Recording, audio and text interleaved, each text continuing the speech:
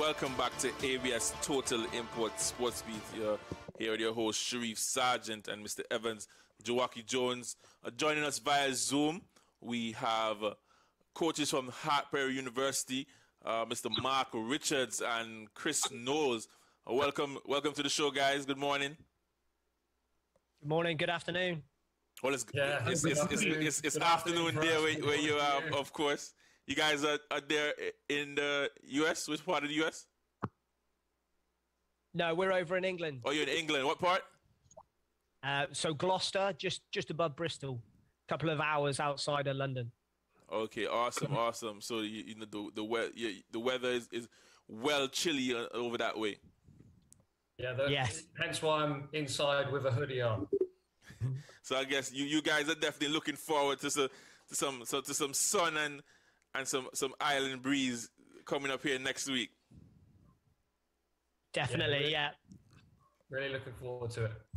Awesome. So as we get started, just tell us, how did your I don't think this would be your guys' first time coming to Antigua, would it?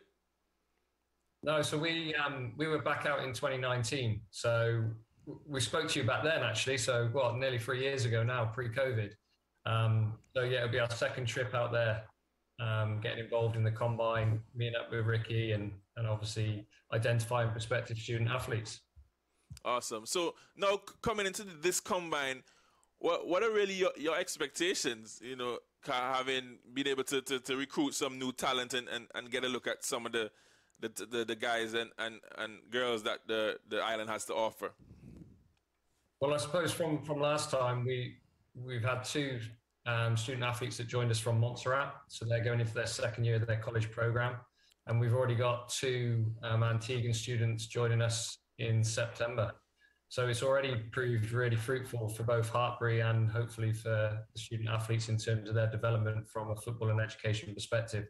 So we're quite excited now to see the talent that's on display over the 4 or 5 days of the combine. Big thank you to Ricky Santos and obviously the Calvin Ayre Foundation for sponsoring it as well. So yeah, looking forward to it. Okay, so as what would you now have set that the kind of players that you're looking for as you try to complete your roster, or are you just looking to see if you see anything that you like? Yeah, so we're always looking for the next talent. Oh, I'll go a bit away from the camera there. Yeah, we're always looking for the next bit of talent. We're looking, especially this year, for defenders and midfielders. But if someone really catches the eye and they're right for our program and our model, we'll definitely look at them, both male and female. So you said that you have two players already joining you. How did this come about? Where were you able to recruit them? So the two boys that are with us at the moment from Montserrat was from the combine back in 2019, and the two new students that will be joining us in September were also from that combine. It's just taken a little bit of time in terms of the age they were when we saw them play, and now the opportunity that's available. We are looking for talent, but we're also hopefully offering opportunities for any student athlete that wants to combine their education and their sport. We're very fortunate at Hartpury to have a college and a university campus all on one site. So a student could join us at 16 and spend the next sort of 5 or 6 years of us doing a degree and a postgraduate qualification as well. I have one question, gentlemen. As it relates to the student athletes and scholarship, you guys fully financing these athletes throughout the 4 or 5 years that they will be at the university? No, so with the scholarships, it works depending on one. It's a case-by-case basis. There are a couple of scholarships that are up for grabs, but then also it's a case-by-case basis, and then obviously through the Calvin Ayre as well, sponsorship through that way as well. But it's kind of dependent on a case-by-case basis. Okay, fair enough. What has been the feedback of the Caribbean athletes? You say you have two from Montserrat and you've recruited, but they haven't got to suit up for you yet. Of them, into a new culture, because we know the style of play is different, the curriculum and the regimen, the training hours. how has that been in the transition?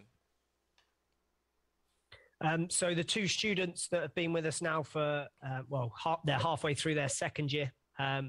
They've fit in really well. They're both enjoying. They're both on the BTEC football, so they're studying alongside. They're playing. They're in the college program. Sejal's doing really well. Has had a number of appearances for our first team. Been on the bench, scored a few goals as well, and he's also playing external football with Ricky's team. So he's really fitted in. Great. Sydney's been doing really well with his football development and also through the education side of things. So I think the two guys would probably best bet to speak to them regarding how they found it, but they're loving it. And I'm pretty sure Sydney's applied now for the university program as well to keep him on. And I think Sejal might be looking at that as well. So hopefully that speaks volumes that they've enjoyed their year and a half so far. And yeah, we hope to continue to see their development. In terms of your program, what's the culture of the team like? What's the kind of style you guys play? What do you stress on? That type of thing. So yeah, we're a very possession dominant team. So we like to control the ball. So our senior team, the university team, have just won the Southern Prem, and they'll be going into their knockouts in the next couple of weeks. And we've done that we've won 8, drawn 1, and lost 1 game this season. Kind of the way we like to play is we like to play the modern game. Obviously, a lot of people talk about tic-tac and all that.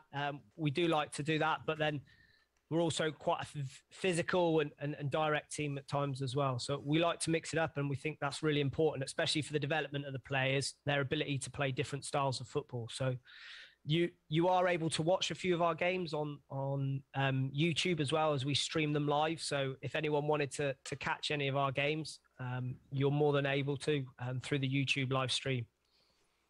What's the schedule like for? Because I know it's maybe different to the US, whereas you guys have conferences and that type of stuff. We'll travel state to state, so everything is within the UK?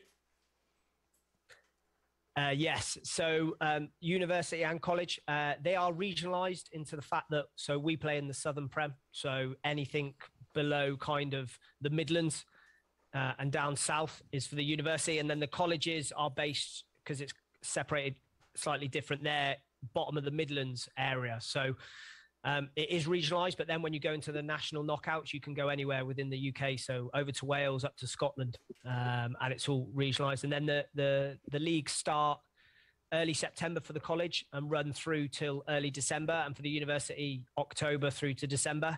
Then we start up again mid-January through to the end of March. But then also the guys and girls have got access to external football, which runs through from September through to the end of April as well. So you can play anywhere between kind of 30 to 50 games a season if you're playing regularly, college, university, and external football as well. Awesome. Joaki, you were saying something? No, well, I was just about to ask what's the total amount of games they would have played. So he just answered me before I to the question. That's a lot of football. 30 to 50 games. Yeah, that's quite a lot. But you look at that 30 to 50 games. How do you guys physically condition in order to endure 30 to 50 games? So I couldn't quite hear that. He says, how do you keep them conditioned to endure that many games? Keep the guys physically fit. Endure 30. Yeah, so kind of within the program, we've got a full-time S&C coach. So there's a lot of strength and conditioning, rehab programs, pre-ab programs for the lads and the girls to follow. Also utilize GPS, so to monitor distances, how they travel through the games, through the weeks. So that's all monitored. And then also we've got a big pool of players. So there's a lot of rotation. So there's opportunities for players as they go through the period, do the pre-seasons and everything like that, off-season programs as well. So quite a comprehensive background staffing to support the programs as they progress and to make sure everyone is fit and healthy. Then obviously they get off over Christmas to enjoy themselves as well, to let themselves recover. Okay. Fair enough. We're going to take a quick break, but when we come back, we'll talk a little bit about opportunities, maybe post-university and professional opportunities and that type of stuff. So we're going to take a quick break. We'll be right back on ABS Total Imports Sports Beat. I'm your host, Sharif Sargent, and of course we're speaking to coaches at Hartpury University over there in the UK. It's the Marc Richards and Chris Knowles as they look to get an island as the Player Identification Combine begins this Monday. Of course, you remember it's sponsored by the Calvin Ayer Foundation. So, guys, before we left, I said we were going to talk a little bit about opportunities, avenues, whereas these players and outstanding ones can get to venture off and apply their trade, you know, professionally or semi-professionally after they would have played with you guys. Yeah, so we're very fortunate. We've had a lot of our student athletes leave us and go on and play professionally. So we've had about over 40 students leave us and either go back into the professional game or become a professional player. In the recent AFCON tournament, we've just had an ex-student of ours, Mustafa Bundu, who played for Sierra Leone in the tournament. So it's great to see him progressing as he is at the moment. And then there's numerous opportunities within the semi-professional leagues. We've actually set up our own Saturday team now, Hartpury University FC, which plays in the National League Pyramid. So it's some exciting times, really, and it's great to see the development because, especially the age that they are when they're with us, they may not be hitting their full potential for a few years post-study. How is that process like, you know, as a coach for you to get a player as a freshman and now be able to see them develop, you know, their final years, and as you would say, to hit their true potential? I think it's very different for every individual, and a lot of the students that we end up having at Hartpury are maybe they've already had a rejection along the way, so they might have been at a professional football club, a Premiership club, Championship club, has been released, and then have come to combine their football and education with us, and maybe they develop a little bit later and then go on to have a successful career. So it's very individualized. You know, there's no sort of prerequisites on where they need to be, exactly where they come in. And we just hopefully help them on that pathway, whether that's 2 years, 3, 5 years with us, and obviously trying to get them set up for a career beyond sport as well. So you said there's a FC. So basically you can go from the university straight to the professional team? There's definitely opportunities. We've had students continue with their education and still sign professionally. We've had students leave us and then sign a few years later professionally. So there's so many different pathways. Students that have gone abroad and played over in Australia and Thailand. So there's lots of different pathways. And also we have a lot of our students that may not go on to play professionally, but are involved in professional sport. So even at the moment, Aston Villa, Stephen Gerrard, his first team analyst is an ex-student of ours who travelled with him from Liverpool up to Rangers and now to Villa. So it's probably an example of how some of the students can be set up for a career in sport, even if they're not playing professionally. So what is that like, though? Because I know this is the difference. So it's so different from the US and the UK in terms of eligibility, because you said that you can have players who would have got cut from a professional team and decide, you know what, I'm going to focus on my schooling and while playing. But then I know some cases in the US, like once you decide to go professional, you basically forfeit your eligibility in college and that sort of thing. Yeah, so we don't have the same restrictions as the American system in terms of the NCAA requirements. So we've had students who have been a fully professional football player get released at maybe early 20s and then decided to come and do a degree later on. And we have mature students, so we could have 30-year-olds, mid-30s, older, come and doing post-grad courses, PhDs with us now, because we're a bona fide university. So we can take them on that pathway from 16 all the way through to PhD level. What is that like, though, in terms of players that would have, came from high school or got recruited and now being, first time, and now they're getting to mesh with players who would have already had that professional experience and maybe coming with a different professionalism or a different level of play. How do you get them now to coexist and to build as a team?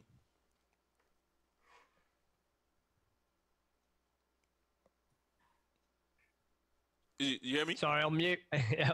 It's a good challenge. But we find that there's often not massive differences between guys that have come through different pathways. Also, there's a lot of hunger there for guys that have not had the opportunity to be involved in a professional setup. So they bring a lot of determination, a lot of intensity to the training, and a very different background. So it's developing those ones that have been rejected, kind of picking them back up and getting them. They've obviously been released from a club because they're missing something in their game, whether it's the physicality, technical ability, maybe haven't developed far enough yet. So they're missing something. And then the guys that are coming from a different background, haven't played in a professional program, but have played football for a long time and are good quality footballers, they might be missing a little bit of technical ability or something like that. So everyone's on their different paths and they support each other. And that's one of the bonuses of having big squads. So within the senior program, we've got anywhere between 60 to 70 players. And in the college program, there's anywhere between 80 to over 100. So it's very competitive, and that competitive environment really pushes on the students and increases the quality of both training and the games and the squads. So it's a very competitive environment. Everyone pushes everyone. And it's kind of what you'd experience in a professional club. Everyone to push on and be recognized. So you're saying you have 80 to 100 on one college team? No. So that's within the program. So the college team has four teams, 4 academy teams, and then the university has 3 academy teams, and then we've also got external teams as well. Okay. Well, as we switch back now, looking into the combine this Monday, what are you guys most looking forward to in getting to see some of these guys? So, like from when we came a couple of years ago, just purely to see what talent is out there. It was a great turnout when we were there a few years ago, and Ricky informs us that it'll be the same again. So really interested to see where everyone's at, to pick out a few gems, but then also just to kind of see everyone and see how the program's developed, which Ricky's been working really hard on. Obviously looking hopefully to work across board, and hopefully we'll be looking at both male and female college and university opportunity students. Would you have had any players on your radar who you would have maybe seen last time and maybe they would have been too young, or maybe they would have needed a little bit more work, and you're looking forward especially to seeing how their game have progressed? Yeah, definitely. And I think 2 of the students that are coming to join us in September would have been in that category. They would have been maybe 13, 14 at the time when we came out, and now they're at the age where they're able to come and join us in September.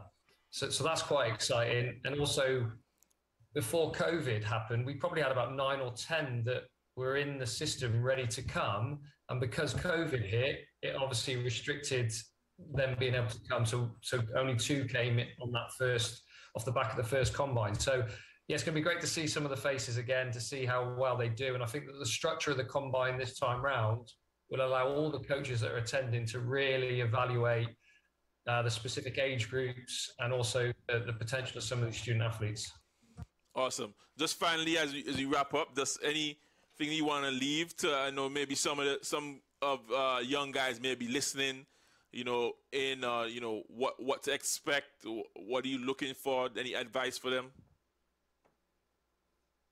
Yeah, I would say just come along, enjoy it. Enjoying it is a massive part of it, and don't put the pressure on yourself, and just go out and play.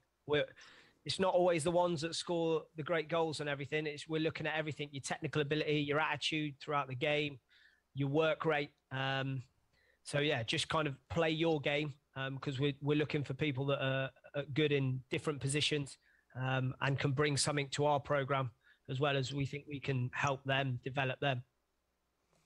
All right, awesome. So, guys, we've been speaking to Mr. Marc Richards and Chris Knowles of Hartpury University as they get geared up to come to this player identification combine sponsored by Calvin Air. We'll be right back after this break here on ABS Total Import Sports Beat.